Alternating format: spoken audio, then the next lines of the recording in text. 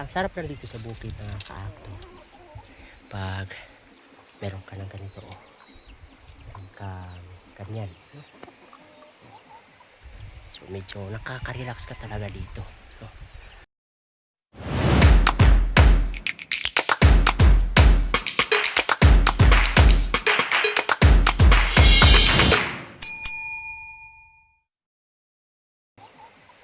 So medyo nakaka-relax ka talaga dito. Kasi malayo ka sa pollution, ka-actor. May magandang manok. Ang tawag mo, uhis. Oops. So, maputi na manok. So noon mga ka-actor, yung bundok na yun, doon pa kami nakatira noon mga ka-actor. Ang layong-layo talaga. Bakit masasabi ko mga ka-actor na doon kami nakatira?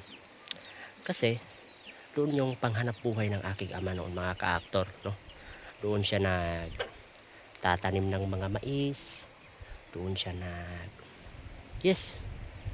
diyan po namin kinukuha yung aming mga resources o mga pagkain, no? Kaya doon kami nakatira noon. So habang may pasok kami sa paaralan, so diyan kami, may daan po diyan mga ka-actor. Lalakad kami diyan mga ka-actor, papunta diyan. At doon banda mga ka-actor, sa kabila nitong bundok na yon, makikita natin yung paaralan namin doon mga ka-actor. So diyan kami nag-aaral noong mga kabataan pa namin, elementary days ko mga ka-actor. So amis lang din pag dito ka sa bukid mga ka-actor. Pag nagtatanim ka lang ng mga kaunting mga gulay, kagaya yan mga ka-actor, mga gulayan yan. Yan yan. So hindi ka na problema mga ka-actor sa yung pang-ulam o gulay. Pag sa panahong gusto mo ng gulay, no? So ganun ka ganda pag dito ka sa bukid, no? So ipapakita ko pa sa inyo mga ka-actor kung ano kaganda ang lugar namin, no? Yan. Nakaka-amis lang kasi dito mga ka-actor kasi malayo sa pollution tapos may iwasan mo yung mga iba't ibang mga sakit dulot ng mga pollution galing sa mga usok, sa mga sasakyan, no? Sa iba't iba pa mga ka-actor. So meron akong pakapagkita sa inyo mga ka-actor na hinihiwa-hiwang kahoy. Bakit kaya hinihiwa-hiwang kahoy mga ka-actor? Yan mga ka-actor, yan. Yung mga hinihiwa-hiwang kahoy mga ka-actor, ayan ang ginagamit ng ating mga katribo rito sa bukid na gawing uling, no? Gawin nila yung uling para maibenta at may pangbili ng bigas mga ka-actor, no? So ganun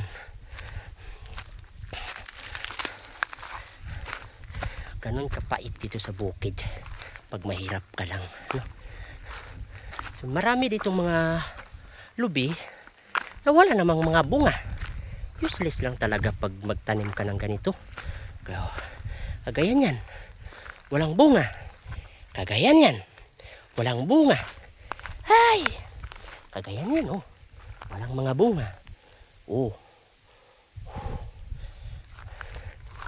Paano yan magagamit? Paano yan makakatulong? Wala namang bunga.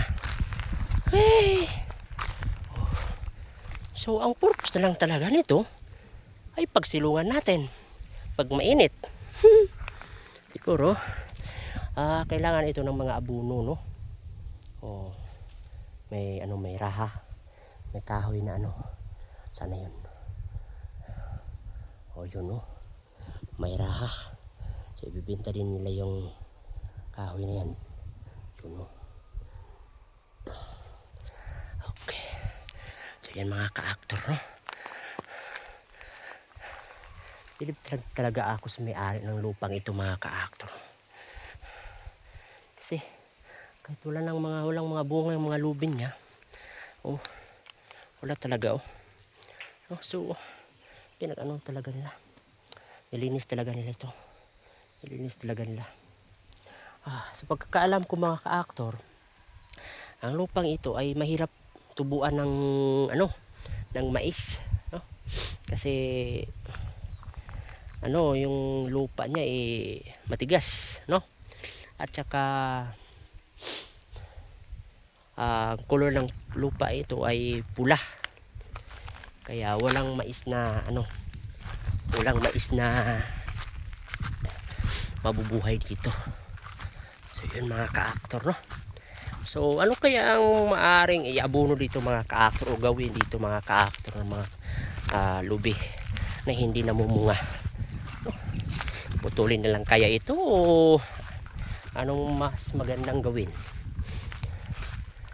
Meron pang mga mangga dyan mga ka-actor na hindi pa nalinisan, no?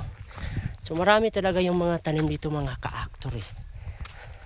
So noong mga kabataan namin mga ka-actor, may isang tao lang na may-ari dito mga ka-actor, eh. Ang pagkakaalam ko, yung may-ari dito ay yung mga Amoy family, no? So nakatira na sila ngayon din sa Kalinan, no? Si Manang Elena Amoy at yung kanyang bana na no, asawa na si Ido Amoy, no? So sila pa yung may-ari dito mga ka-actor noon. So nakalipas yung mga panahon, binibinta nila ito mga ka-actor. Kasi mga matatanda na daw sila. Tapos yung mga anak nila is mga mayayaman na, mga pera na. So hindi na kailangan ng mga lupa, no? Sayang lang kasi yung mga lubi dito mga ka-actor, wala talagang kabunga-bunga. Ay nako. So yan. So actually noong mga kapanahunan din mga ka-actor, dito sa taas na ito mga ka-actor, dyan may patag dyan mga ka-actor. May bahay noon, may bahay dyan doon na napakalaking bahay mga ka-actor. Malaki talaga, no? So how many years ang nakaraan, hindi na natirahan ng may-ari. Kasi sa syudad na sila nakatira. So meron lang silang nilagay na tao dito na para magbantay. At sila din yung pinatira dyan sa bahay. So hindi pa ganito noong una, eh. Hindi pa ganito ang itsura ng ganito. Hindi pa gaanong ito ang grass na ito kataas. So mini-maintain talaga ang kalinisan nito noon. Pero ngayon, dahil sa hindi natin alam kung sino yung may-ari dito, so medyo napabayaan na talaga itong lupa na ito mga ka-actor, no? So doon banda mga ka-actor, doon yung paaralan namin mga ka-actor. Itong elementary pa kami mga ka-actor. So hopefully mga ka-actor ay magiging professional tayo soon, ay dyan tayo ma-assign. Ay, praise to you Lord. Ipagdasal po natin yan mga ka-actor, ha? Tulungan nyo po ako ipagdasal ang ating mga ambisyon sa buhay. So yun po, may tuktok po doon na bundok mga ka-actor. So pag mapupunta kayo doon sa mga bundok na yun mga ka-actor, matatanaw nyo yung buong bayan doon sa kabila mga ka-actor. Tagum, Panabo, ano pa yung makikita mo doon.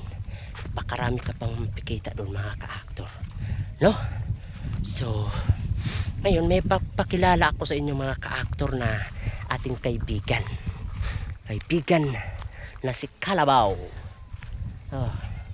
Kaibigang Kalabaw, kumusta ka na kaibigang Kalabaw, no? Maputik ka na talaga kaibigang Kalabaw. Maglunang ka pa dyan ng kaibigan, Pauwi na ako, kaibigan. So iiwan na natin sa kaibigan, no? So bahala ka sa buhay mo dyan, kaibigan. Napakainit talaga ng panahon, mga ka-actor. Huy! Huy! Dito may mga lubi naman dito, walang mga bunga. Ay nako, kawawa naman, sayang naman ang mga lubi dito.